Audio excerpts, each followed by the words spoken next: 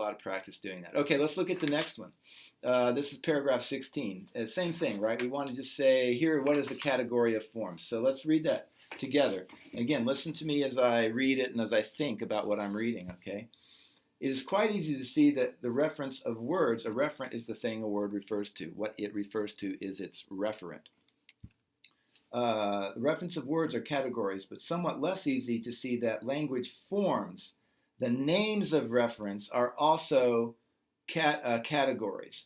Variations in the production of a language form are probably more obvious in the written or printed version than in the spoken. Okay, so we're talking about not the thing that it refers to, we're talking about the actual form of the symbol, okay? So I think we're getting it. Let's keep going. Differences in handwriting and of type are so great that it is actually difficult to specify what all the renderings of one word have in common. And then I think, oh, now I pause. Can I give myself an example of that? And so let's go up here. Remember this? Okay, but I'm going to erase it now. Could have used it, but let's look at this. So this has always kind of fascinated me. That, let's say, for example, that when I was a kid, and I don't know if they still teach you guys cursive, right? But I always found it rather bizarre that I'm trying to think of one. Oh, here's a good one. There's A. You see that? Make it bigger. Okay, that's A printed. I know it's bad. And here is A cursive. My gosh, they don't look alike at all. But we learned that this is an A and this is an A. So these are different forms of the same letter.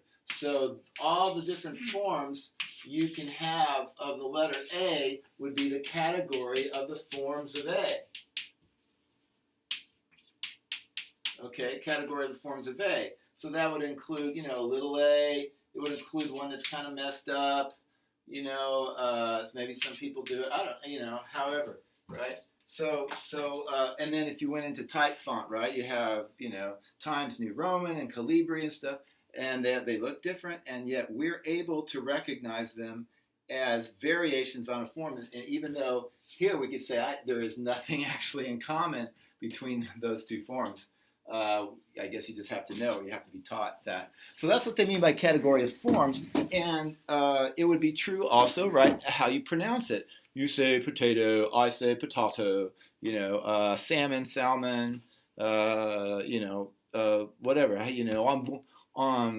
How they say in Boston, I'm going to park the car. We still know that's park the car, I'm going to park the car. Where'd you put that, Boyd?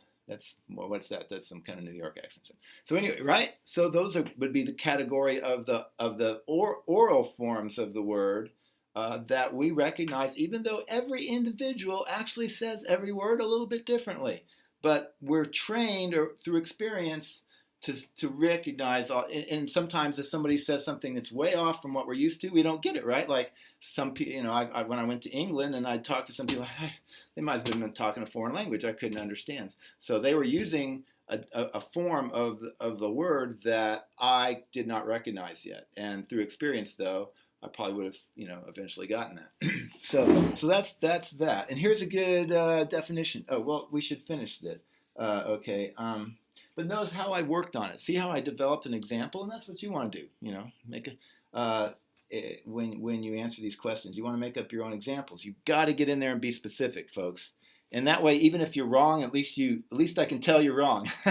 Okay? You want to be clear enough that if you're right, I can see it, and if you don't get it, I know you don't get it. If you talk generally, I can't get it. I can't tell whether you're getting it or not. So let's look some more.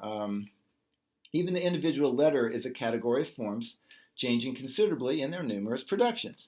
Variations in pronunciation are also certainly ubiquitous. Ooh, fancy word, ubiquitous. I'll tell you, it means everywhere, all over the place. But you could look it up. But our early extensive training in disregarding the dimensions of speech that are not significant for distinguishing English words causes us to overlook them. So, for example, we don't always recognize. Oh, can you see me still? Hello? There. Okay. I hope that all still worked. So for example, if I say water and I say water, like maybe they would say in England or something, the actual we actually recognize in that case that we imagine that it's the same sound, water and water, even though it's not really the same sound. So for us, at least in that word, we don't distinguish as a significant difference, a difference that matters, the difference between de and t, water, water. We don't we recognize that as an insignificant difference, that the word still means the same thing. On the other hand, if I say uh, uh, do and to, now the difference is significant because do is a different word than to. So this is how sometimes differences in a form make a difference, or they're significant, and sometimes differences in a form are not significant. So long as phonetic essentials are preserved, we identify utterances as the same, although they change greatly in loudness, pitch, quaver, breathiness, and the like. So breathiness, give an example of that. I want some water. How do we know that's the same as I want some water? Okay. I want some water. I want a beer. Okay. I want some beer. It's beer time. It's beer 30. So long as phonetic essentials are, From acoustic studies, we know that even one speaker repeating the same vowel does not produce identical sounds. Itard's production of the French vowels cannot have been identical from time to another, and neither, we may be sure, were the matched words he wrote on the two blackboards. In other words, if I wrote the same word twice, they wouldn't look the same, would they? Really? They'd look a little different, but we've been trained to recognize them as the same word. In these games, Victor was learning to categorize the empty forms of language, to pick out the essential recurrent features, and to overlook the non-essential features. So, if I have this word here, again, what am I doing? I'm going to give an example. I'm going to try to explain to myself and to you what that means. So if I put this, and I put that, town and town, can you see that? You in this case, do not recognize it, even though that T looks different from that T, that they're both T.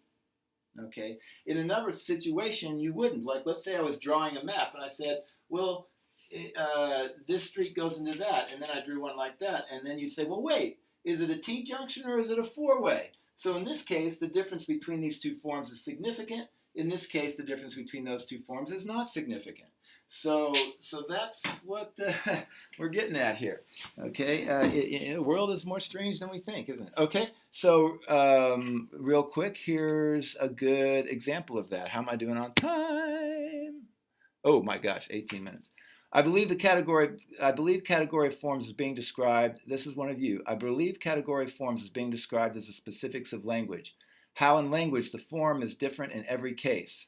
Yes, it's harder to identify the differences in dialect because we understand speech the same, but a way to identify it could be through pronunciation. It's easier, however, to identify these differences when it's written because you cannot exactly replicate writing the same word or even the same letter identically. Yeah. Mm-hmm. Which then categorizes letters as letters, even if they are written differently, and then eventually grouping words with words and so forth. That sentence needs a little work. An illustrated example of a way a word can be described as a category of forms is the word coffee. Okay, see how this writer is giving me an example to show me that she understands the concept, all right? I will first write it in this same font, coffee, and will then rewrite the word, but italicized, coffee. I'm going to I don't know if that's good. I don't know if when I show a screen to a screen, whether you can tell. But she actually did, yeah, I won't try. But she actually did do it regular, and then she italicized it to make the point, same point I'm making here, that those two forms of coffee, of the printed word coffee, are the same word, even though they look different. It is the same word, so it falls into the same category, but its form changes because of how it is written differently. The font, size, and even style of word are all examples of how the form of a word can vary. So, really important to you understanding concepts is to read, reread, pause when you read and try in your head to understand what it's saying. Start creating examples in your own mind, asking yourself questions. Could it mean this? Could it mean that? Look up words you have trouble with. So I think some of you, in looking at your answers, you're being a little bit too, what do I want to call it? impressionistic. No, you want to read it and feel like, and sort of keep working at it until you feel like you've got it, or even if you're not sure you've got it, that you give me something.